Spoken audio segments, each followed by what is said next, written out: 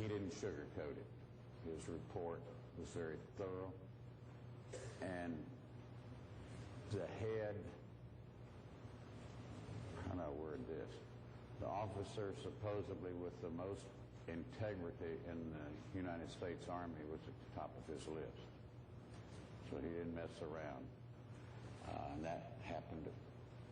Why I say that, he was a division commander at the time, but by the time the investigation came out, I think he was a head man at West Point.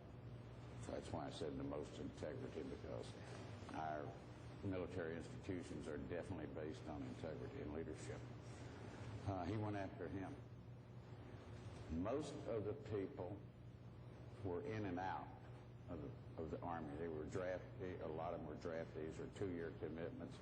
By the time it came to the court-martials, they were civilians. The only person that could have gone after them would have been the Justice Department, and they elected not to. It probably wouldn't have helped the military mission to go those people to trial. You really have to understand what was going on in the country. So much demonstrations. It was getting real bad. So I think the people in charge of that didn't realize how strong we are. I think in their minds and hearts, I guess they probably thought they were doing the right thing, trying to protect the United States, which in my opinion, it probably hurt us in the long run. Because if history is not correct, your future is a waste. Obviously a serious blow to our credibility, because we go in and overthrow a dictator who tortures people, and then we're accused of torturing people, as he did. The upside is no cover-up. They jumped right into this investigation and they nipped it in the bud. So that's encouraging. That's the right way to handle it. Yes, sir. Can you please share with us your initial thoughts after hearing of President Nixon's essential pardon of Officer Kelly, and any subsequent actions that you took because of that pardon? Don't get him started.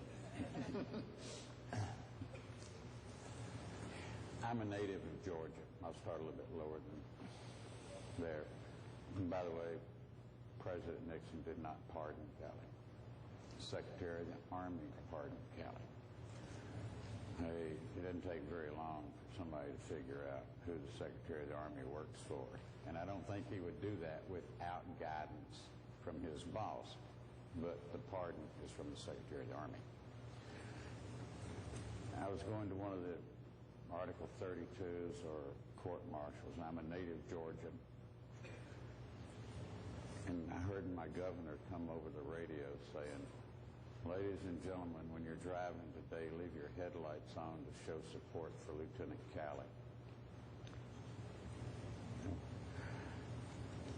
What in the world is going on here? Is the whole world going insane supporting this individual? Yeah, I'm surprised we didn't have a bandwagon out for Charles Manson. I guess he just wasn't as bad as Calley. There were some evil things going on. I was quite angry when it happened. Our military system has a real good judicial system. I didn't say perfect. I said a real good one. And I think it let us down. I think it failed us that time. But we learn from experience and go on. It's not, you're not do something like that again, guys, and you're not going to get away with it. I'm telling you. They got lucky. It was just the times, I guess. I don't know. I wasn't a bit surprised. I can remember being in the witness box, being cross-examined, thinking this is all show business. 2.5 years of showbiz just to appease the public, and everybody walked. So I see Bob Hope's name up here, and I remember something he said during the Vietnam War. He said, "I only worry about foreign policy when it's funnier than I am." Well, I can't hear you. How that applies, I don't know. I'm sorry. apology to the midshipmen up there. I didn't realize there were mics up there. We'll take the next two up there, the next one up top, and then we'll go back to the sequence. My fault, no one else's. Gentlemen, this is a general leadership question. What qualities do you think are most valuable in an officer and most essential to command respect from subordinates? What was the second part? What are the most important qualities in an officer to command respect from subordinates? I would think honesty and fairness. I've worked for a lot of commanders, and I think we might have a midshipman in this group tonight. I'm not sure that I worked for his grandfather.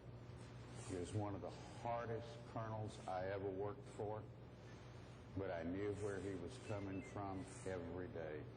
He was right down that center line, and he would never get off of it. He was hard, he was strict, but he was honest and he was fair. There was never a doubt in your mind what he expected of you, and there wasn't a doubt what you expected of him either. So I think honesty and fairness. When you graduate from here, you demand a salute from an enlisted man or an NCO. That's the law. They got to salute you. I want to tell you, ladies and gentlemen, they do not have to respect you. You have to earn that respect, and you're not going to succeed whatsoever unless they do. Your enlisted personnel and your NCOs are the ones that's there fighting for you, willing to die for you, willing to take care of you, and daggone sure willing to get you promoted. But you've got to have their respect. You have to earn it. And I think the best way is straightforward, be honest and fair. Larry, what do you think the troops look for in an officer? I think consistency and mutual respect and credibility, another credibility issue. You have credibility. As you leave here, you've earned your credibility. Difficult to earn, correct? Easy to lose, almost impossible to regain. So consistency first, and hold on to your credibility and your honor. Please. Thank you, gentlemen. I was just wondering, to what effect does the media have on the ethical or perhaps unethical actions of officers surrounding such incidents as My Lai or the recent prison scandals at Abu Ghraib? If it bleeds, it leads. They're going to be all over it. You mean when a United States officer or military personnel makes mistakes? I'm sorry? I was wondering, like around My Lai, the media tried to place, correct me if I misunderstand, but the media tried to place much blame on the higher-ups officers rather than the officers who were actually there or anything like that, and how that kind of has an effect on, say, perhaps the way the officers that were actually there, their actions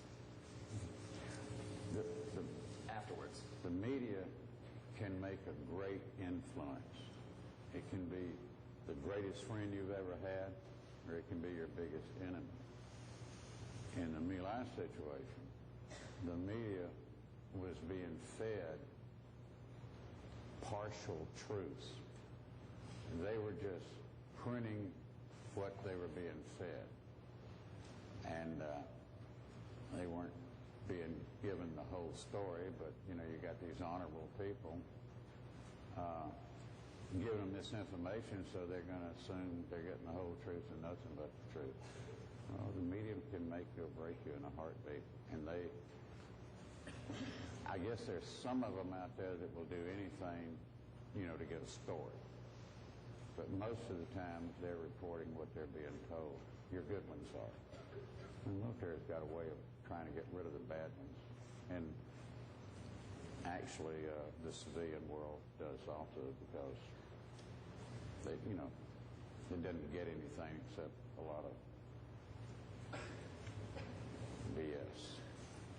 They tried to discredit our testimony. We've even seen memos, handwritten memos from the very top about may have to use some dirty tricks, have to discredit one of the witnesses, but they couldn't do it because we told the truth from the very beginning, and you can't punch holes in the truth.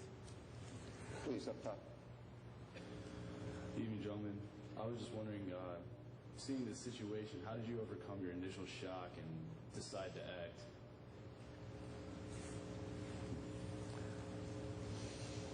I guess anger would be a good thing.